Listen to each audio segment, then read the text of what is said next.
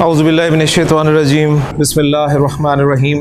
ہمارا آج کا ٹاپک ہے جی جملہ اسمیہ میں تاکید پیدا کرنا، جملہ اسمیہ میں زور پیدا کرنا۔ زید نیک ہے، تو میری بات میں کوئی زور نہیں ہے جی، اس جملے میں زور پیدا کرنا چاہتا ہوں۔ اردو زبان میں کسی جملے میں زور پیدا کرنے کے لیے ہم کچھ الفاظ استعمال کرتے ہیں، یقیناً، واقعی، بے شک، بلا شبہ۔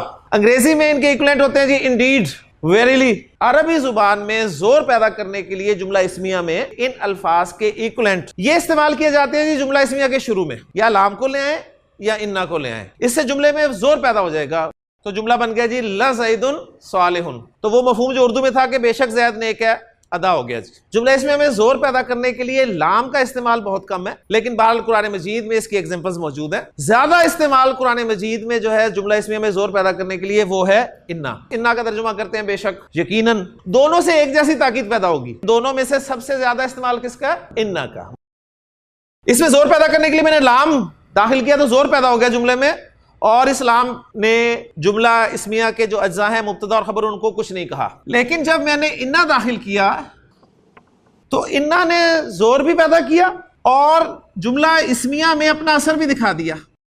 اس نے جملہ اسمیہ کے مبتدا کی اعرابی حالت بدل دی۔ لام نے کچھ نہیں کیا تھا بیچارے نے، واقعی زید نیک ہے۔ انا آیا، اس نے زور بھی پیدا کیا اور ایک اعرابی تبدیلی بھی جملہ اسمیہ میں پیدا کر دی، جملہ اسمیہ کے مبتدا کو نصب میں لے گیا، تو لہٰذا اس کا مبتدا ہونے کا سٹیٹس بھی چھن گیا۔ لہٰذا اب زید جو ہے گرامیٹیکلی کہا جائے گا یہ انا کا اسم ہے، اور جو خبر ہے وہ بھی اس نے اون کر لیا، لہٰذا اسے بھی انا کی خبر کہا جائے گا، خبر و انا، انا کی خبر۔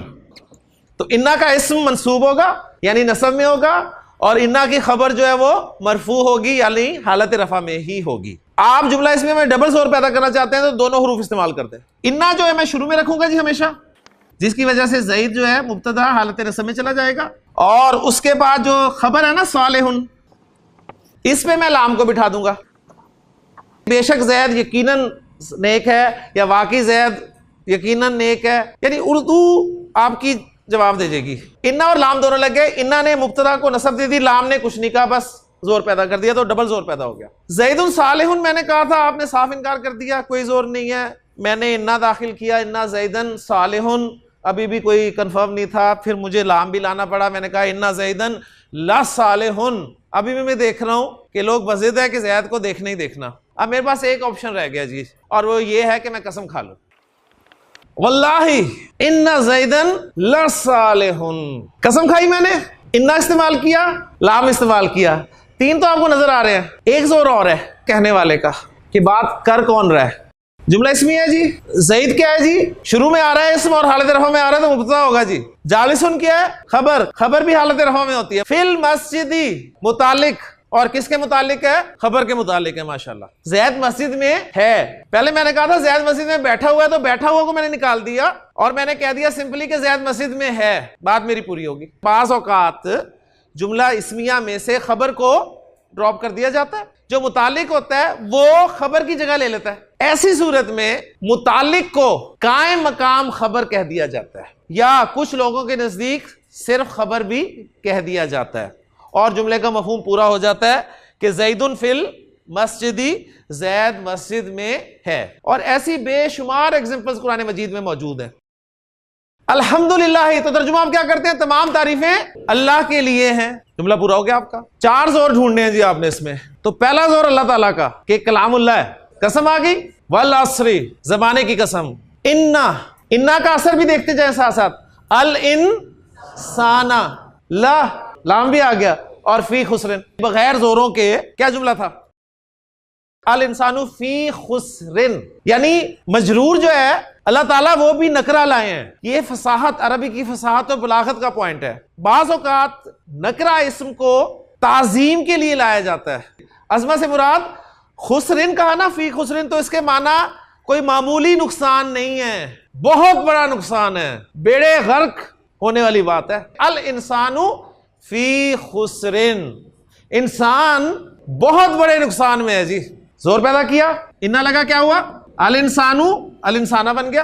مزید زور پیدا کیا، لام استعمال کیا، فی پر لگا دیا، ان الانسان لفی خسرن، اور مزید زور کے لیے قسم آ گئی جی، کلام اللہ، قسم، انا اور لام، اور پھر خسارے کو بھی بیان کیا گیا کہ وہ معمولی خسارہ نہیں ہے۔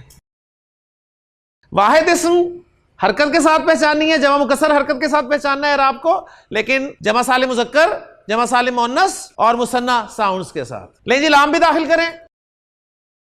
المسلمہ کیا ہے؟ انا کا اسم ہے، صادقن انا کی خبر ہے، مبتدا کی جگہ پہ تو یہ سارے آئیں گے، لیکن جب انا لگ گیا تو اب نصب میں چلے جائیں گے ضمائر، اور نصب اور جر والے ضمائر ایک ہی ہیں۔ انہو، انہما، انہم، انہا، انہما، انہن، انا کا، انکما، انکم، انا کی، انکما، انکن، انی، میں آ گیا جی، انا اور یا تھی ساتھ، انی، حرف نے یا کی بات مان لی، حرف نے، انا نے یا کی بات نہ مانی، نہ مانی، جھگڑا کون آئے گا؟ نون صاحب۔ انی، اننی دونوں طرح قرآن میں استعمال ہوا ہے۔ انا آتینا کل کوثر، انا انزلناہ فی لیلۃ القدر، انا للہ و انا الیہ راجعون۔ انا کے ساتھ ضمائر بھی آئیں گے تو نصب والے استعمال ہوں گے، اور نصب اور جر والے ضمائر ایک ہی ہیں جی۔ اللہ تعالیٰ سے دعا ہے کہ اللہ تعالیٰ ہمیں یہ باتیں یاد رکھنے کی توفیق عطا فرمائے۔ سبحانک اللہم و بحمدک، اشہد ان لا الہ الا انت، استغفرک و اتوب الیک۔